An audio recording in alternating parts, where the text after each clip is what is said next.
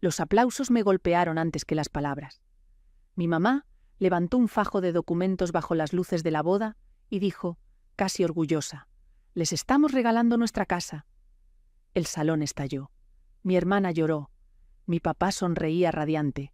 Y yo me quedé sentada, los dedos apretados alrededor de un vaso que de pronto se sentía más pesado de lo que debía. Nadie me miró. Nadie recordó quién había mantenido viva esa casa durante 5 años. Me repetí que respirara, que sonriera, que no me moviera. Pero en cuanto mi mamá bajó esos papeles, algo se movió dentro de mí, un silencio filoso. Y no iba a quedarse callado por mucho tiempo. Antes pensaba que ayudar a mis papás era simplemente algo que los hijos adultos hacen, sin reflectores, sin elogios, solo un deber doblado con cuidado dentro del ritmo de la vida diaria. Hace 5 años, cuando a mi papá le recortaron las horas en el trabajo y las articulaciones de mi mamá se endurecieron tanto que apenas podía sujetar el volante. La hipoteca se volvió un peso que ya no podían cargar. No lo dudé. Abrí mi laptop, entré a la banca en línea de mi banco y programé una transferencia recurrente. La primera mensualidad se sintió pesada. La segunda se sintió necesaria. Para la sexta, ya se había ido al fondo, como el zumbido del refrigerador, constante, inadvertido, siempre ahí. Cada 30 días, casi a la misma hora, mi teléfono vibraba con una notificación breve. Pago aplicado. Sin llamadas de agradecimiento, sin conversación. A veces mi mamá comentaba lo afortunados que eran de que todavía no se hubiera desmoronado todo, y yo asentía, sin recordarle que esa suerte tenía nombre y número de cuenta. Mucho antes de empezar a pagar sus cuentas, el patrón ya estaba marcado. Cuando me gradué de la universidad, mis papás me entregaron una tarjeta en el desayuno. Un sobre delgado y adentro un billete doblado, 1000 pesos. Mi mamá dijo que estaban orgullosos de mí. Mi papá me apretó el hombro. No esperaba más. Había ahora aprendido a esperar poco, a hacer las paces con ser la que siempre se mantiene firme. 2 años después, cuando Vanessa se graduó, organizaron una fiesta en el patio de la casa, con luces colgadas entre los árboles. Había un pastel brillante, bocinas rentadas, parientes desparramados por el pasto, y al final, mi papá hizo oscilar un juego de llaves frente a ella, sujetadas entre 2 dedos para que alcanzaran la luz del sol. «¿Tu carro está en la cochera?», dijo. Todos aplaudieron. Vanessa lloró contra su pecho. Yo aplaudí con los demás, fingiendo que no sentía cómo la diferencia se acomodaba dentro de mí como una piedra. Ella siempre fue la luz, la risa, la promesa. Yo era la que planeaba, la que arreglaba, la callada, comidas hechas, aventones ofrecidos, errores limpiados antes de que nadie los notara. Mi mamá solía decirle a la gente que yo era de bajo mantenimiento, como si fuera un cumplido, como si no necesitar nada fuera lo mismo que no ser nada. Conforme crecíamos, el desequilibrio se hizo cada vez más claro. Vanessa iba y venía entre pasatiempos nuevos, trabajos nuevos, novios nuevos. Mis papás la llamaban todas las mañanas y todas las noches. Cuando olvidaba una fecha límite, ellos componían las cosas. Cuando se pasaba de gastos, le depositaban. Cuando lloraba, el mundo se reacomodaba alrededor de sus lágrimas. Pero cuando yo cubría en silencio la hipoteca, cuando reordenaba mi presupuesto, cuando renunciaba a viajes y cerraba pequeños caprichos, no me atrevía a explicarme. Ellos no presumían de mí, no preguntaban cómo le estaba haciendo. Me convertí en la viga invisible que sostenía una casa que ni siquiera era mía. Hay momentos que no reconoces como puntos de inflexión hasta muchos años después. Momentos tan pequeños que se deslizan sin hacer ruido. Para mí, fue ese día en el patio, viendo a Vanessa alzar esas llaves mientras todos aplaudían. Algo se asentó en mi pecho entonces. No era coraje, no todavía, era conciencia. Ese fue el día que aprendí exactamente en qué lugar estaba dentro de esta familia. 2 meses después de la boda, el mundo parecía por fin haberse quedado en silencio otra vez. Casi me había convencido de que el anuncio de la casa era solo otra herida que podía guardar con las demás. Entonces Vanessa me mandó un mensaje invitándome a cenar. «Casual», escribió, «solo nosotras». Esteban y yo llegamos a la casa, su casa ahora. La luz del porche brillaba cálida contra el cielo de la tarde. A través de la ventana Vi a mi mamá acomodando unas cortinas nuevas color crema, reemplazando las azules que había amado durante años. La voz de Vanessa flotaba desde la cocina, brillante y sin esfuerzo, como si hubiera vivido ahí toda la vida. La mesa ya estaba puesta cuando entramos. Carne al horno, panecitos recién hechos, un partido sonando bajito en la televisión del cuarto contiguo. Mi papá saludó a Esteban con una palmada alegre en la espalda y luego se volvió hacia mí con una sonrisa que no terminaba de llegar a los ojos. Me senté donde me señalaron, entre Esteban y mi papá, como siempre lo había hecho, salvo que esa ya no era su casa. Tampoco era la mía, era de ellos, la pareja elegida. Comimos entre pláticas triviales, historias de Cancún, colores de pintura, los planes de Vanessa para el patio. Hablaba de poner una fogata como siempre había soñado, las manos moviéndose en círculos amplios y emocionados. Mi mamá la miraba como se mira salir el sol. Cuando retiraron los platos, mi mamá entrelazó las manos y miró a mi papá. Una señal. El estómago se me apretó. «Queríamos hablar contigo», empezó, suave, ensayada. «Tu papá y yo hemos estado pensando en nuestros siguientes pasos». Mi papá asintió. «Como la casa ahora es de ellos, necesitamos un lugar donde quedarnos, un lugar tranquilo». Mi mamá exhaló despacio, como si se acomodara en algo inevitable. «Hemos decidido que nos vamos a ir a vivir a tu casa de descanso», lo dijo como quien anuncia los planes del fin de semana. No era una pregunta, no era una petición, era una decisión. El silencio se cerró alrededor de mí. Vanessa mantuvo la mirada fija en su plato. Esteban se movió a mi lado, expectante. Dejé el tenedor sobre la mesa, alineándolo con el borde del plato. Mis manos estaban firmes, mi respiración lenta. Por dentro, algo familiar se resquebrajó. No era sorpresa esta vez, solo reconocimiento. Ellos ya habían decidido dónde encajaba yo. Siempre lo habían hecho. «No», dije, una sola sílaba, baja pero sólida. Mi mamá parpadeó. «¿Qué?» «No se van a ir a vivir a mi casa». El cuarto se inclinó hacia la quietud. Mi silla rechinó apenas cuando me levanté, dejando atrás el calor de la mesa. La silla se quedó ahí, cuando me fui, llena un momento antes, ahora inconfundiblemente vacía. El camino de regreso a casa fue silencioso, pero no del tipo frágil que amenaza con romperse. Era del tipo que se asienta en el pecho, firme y seguro, marcando el momento exacto en que algo dentro de ti, por fin, deja de doblarse. Esteban no preguntó en qué estaba pensando. Nunca lo hace, no de inmediato. Solo mantuvo una mano en el volante y la otra descansando cerca de la mía, lo bastante cerca como para que yo pudiera tomarla si quisiera. No lo hice. No todavía. Necesitaba más el silencio que el consuelo. Cuando llegamos al departamento, colgué mi abrigo, me quité los zapatos y caminé directo al baño. Abrí la llave, junté agua fría en las manos y la presioné contra mi cara. Mi reflejo me devolvió la mirada en calma, casi demasiado en calma, ojos secos, mandíbula tensa. La clase de quietud que llega después de años de tragarse tormentas. No lloré, no temblé. Simplemente tomé la toalla, sequé mi rostro y caminé hacia mi escritorio. La lámpara dibujaba un círculo estrecho de luz sobre la superficie. Mi laptop estaba en medio, esperando. La abrí. La pantalla despertó con un parpadeo. Primer paso. Bloquear sus números. No por rencor, sino por necesidad. Cada ciclo con mis papás seguía el mismo patrón. Límite, reacción, culpa, disculpa, amnesia. Ya no podía permitirme ese bucle. Contactos, seleccionar, bloquear. Los clics sonaron opacos, casi suaves. Un corte limpio disfrazado de rutina. Después, seguridad. Abrí la aplicación de la casa de descanso. Un pin en el mapa.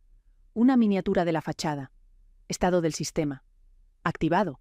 Ajusté la configuración. Nuevo código de acceso, verificación en 2 pasos, alertas de movimiento más estrictas. Eliminé sus accesos anteriores.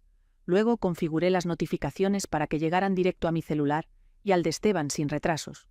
Después abrí una carpeta llamada Documentos. Dentro, 5 años de pagos de la hipoteca. No eran hojas de cálculo detalladas, solo registros sencillos, confirmaciones mensuales, comprobantes de transferencia, notas breves que había garabateado en las orillas.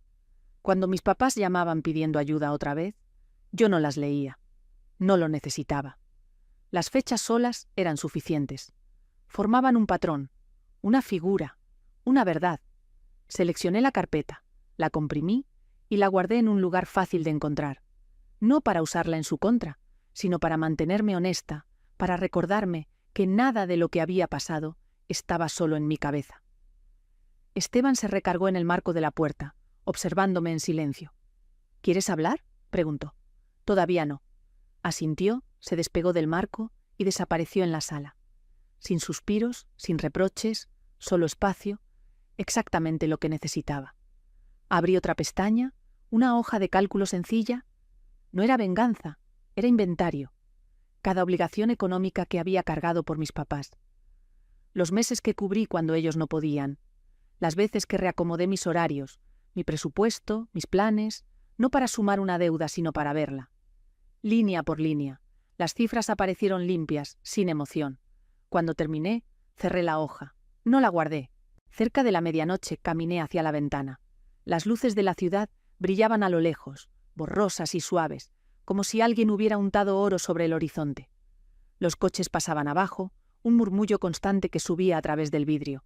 Un recordatorio de que el mundo sigue moviéndose, incluso cuando tú por fin te detienes. Esteban se unió a mí, dejando una taza de té caliente en el alféizar. Sus dedos rozaron los míos. ¿Estás bien?, murmuró. Creo que sí. Nos quedamos ahí mucho tiempo, sin hablar, solo respirando al mismo ritmo. Por primera vez en semanas, quizá meses, me sentí anclada. A la mañana siguiente me desperté con la mente despejada. Me bañé, recogí mi cabello y me vestí para ir a trabajar. Mis movimientos eran deliberados, cada uno marcando el cambio que ocurría en silencio bajo mis costillas. Al salir, me detuve frente al cajón junto a la puerta. Lo abrí despacio. Dentro, un llavero yacía inmóvil. La copia de mi departamento, la de mi oficina y casi al centro, la de la casa de descanso. Tomé la llave de la casa de descanso. Metal frío, bordes afilados, un simple pedazo de acero moldeado, pero cargaba 5 años de responsabilidad, silencio y esfuerzo borrado. Cerré la mano alrededor de ella sosteniéndola hasta que la marca se hundió en mi palma. Luego, la devolví al cajón con cuidado, casi ceremonialmente. En la oficina, todo se sentía más nítido. El sonido de los teclados, el zumbido bajo de las impresoras, el murmullo suave de las conversaciones entre cubículos. Inicié sesión, abrí mi correo y avancé con las campañas con una concentración que no había sentido en semanas, quizá meses. Cerca del mediodía, mi celular vibró. Un mensaje de un número desconocido. No lo abrí, lo borré. Los límites solo funcionan si se sostienen. El tiempo pasó en segmentos limpios y silenciosos. La luz de la tarde se derramó sobre mi escritorio. El día avanzó como los días se supone que deben avanzar, hacia adelante. Cuando llegué a casa, Esteban estaba en el sillón leyendo. Me senté a su lado, me recosté y cerré los ojos.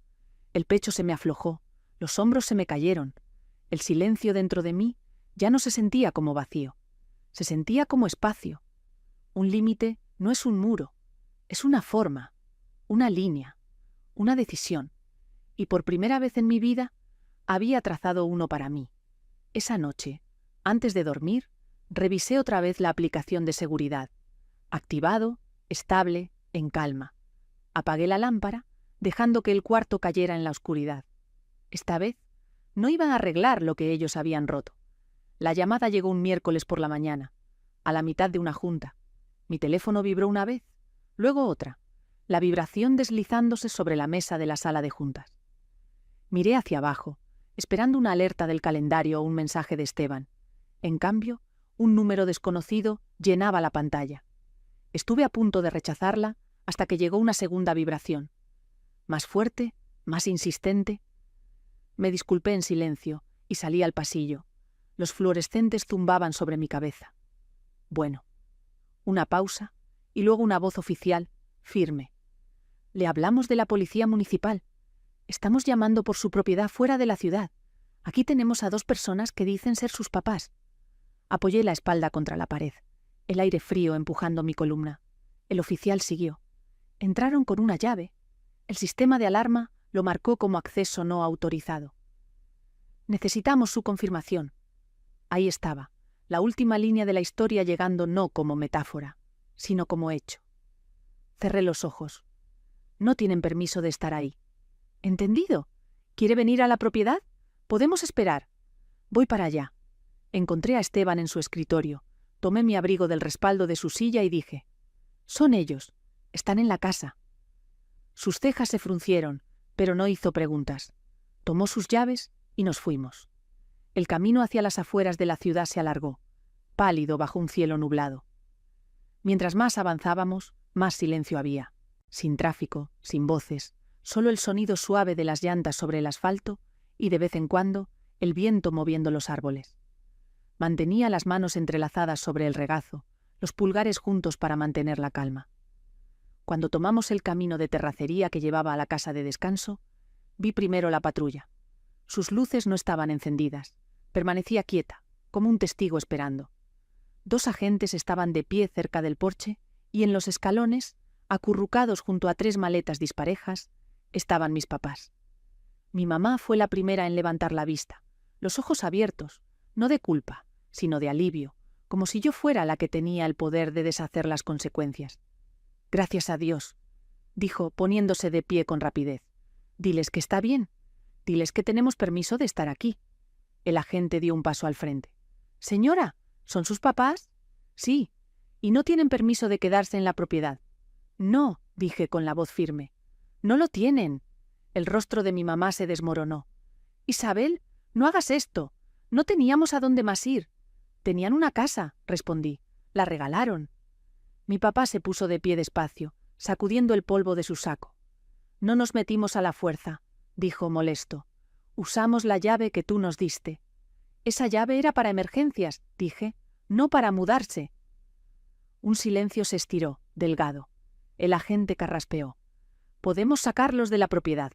Si quiere presentar una denuncia por allanamiento de morada, la levantamos». Mi mamá soltó un quejido ahogado. «No lo harías». Por un momento, el mundo se hizo lento. Los árboles quedaron quietos en el viento. La grava se asentó bajo nuestros pies. El aire frío se tensó entre nosotros. Podía oír mi propia respiración. La miré de verdad.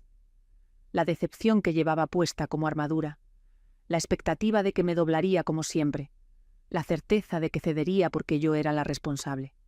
Pero ya no me estaba doblando. «No voy a presentar cargos», dije en voz baja. «Pero no pueden quedarse aquí». El alivio le cruzó el rostro demasiado rápido. El agente habló de nuevo. «Los vamos a llevar a la comandancia unas horas. Ahí pueden arreglar cómo se van». Mi mamá se volvió hacia mí entonces, no con agradecimiento, sino con furia. «Eres increíble. Después de todo lo que hemos hecho por ti». Esteban dio un paso leve hacia adelante, no como escudo, sino como recordatorio de que no estaba sola. Los agentes guiaron a mis papás hacia la patrulla. Las maletas se quedaron en el porche, como pensamientos abandonados. Poco después, llegó la camioneta de un cerrajero. Asintió con cortesía, cambió las cerraduras y me entregó las nuevas llaves. Metal, frío, sólido. Me las guardé en la bolsa. Cuando la patrulla se alejó, el polvo se levantó del suelo y flotó en la luz de la tarde. La casa detrás de mí estaba silenciosa, intacta, exactamente como la había dejado. Yo misma cerré la puerta con llave antes de irme. El clic resonó limpio. La justicia no necesita ruido, solo necesita claridad. La mañana después de la llamada de la policía, el mundo se sentía extrañamente ligero. Me desperté antes de la alarma, el departamento aún en penumbra, la ciudad todavía sin terminar de despertar. Por primera vez en mucho tiempo, el pecho no se sentía apretado. El aire entraba y salía sin tropiezos, como si algo dentro de mí se hubiera destrabado en silencio durante la noche. Preparé café y me quedé junto a la ventana, viendo cómo la luz temprana se extendía sobre los edificios. La ciudad se veía más suave en la mañana, bordes difusos, colores apagados, todo un poco menos exigente. Esteban se me unió, su mano rozando la mía al tomar su taza. No hablamos, no hacía falta. Más tarde ese mismo día, me llamó mi prima Jessica. Habló con cuidado, consciente de que entraba en un campo minado. Me contó que mis papás habían intentado regresar a la casa de Vanessa, que Vanessa se negó a dejarlos entrar, que ahora estaban rentando un departamentito en la orilla de la ciudad, mi mamá de vuelta a trabajar tiempo completo para cubrir los gastos. Escuché sin reaccionar, no por frialdad, sino por distancia, la clase de distancia que llega después de cargar algo pesado durante años y de pronto soltarlo. Esa noche, mi teléfono vibró otra vez, un buzón de voz de mi mamá. Su voz sonaba más pequeña de lo que recordaba. Dijo que habían cometido errores, que querían hablar, que esperaban que algún día pudiera perdonarlos. No lo borré, pero tampoco lo escuché. Algunas disculpas necesitan espacio antes de poder oírse. Después de cenar, me senté en el escritorio. Abrí la laptop y entré a la plataforma de rentas. Aparecieron las fotos de la casa de descanso. Ventanas llenas de sol, pisos limpios, cuartos silenciosos. Se sintió bien verla sin enojo, solo verla como mía, un lugar con el que yo podía decidir qué hacer. Ajusté algunos detalles, puse el anuncio y cerré la laptop. Cuando apagué la luz, el departamento se acomodó en un murmullo suave. No vacío, solo tranquilo. A veces la libertad no hace ruido. A veces es la ausencia de ser necesaria por las razones equivocadas. Los límites no son castigos, son la forma callada del amor propio, la línea entre lo que cargo y lo que devuelvo. Y cuando por fin tracé el mío, el silencio que siguió no fue distancia, fue libertad. Si alguna vez has reconstruido tu paz desde los cimientos, no estás sola.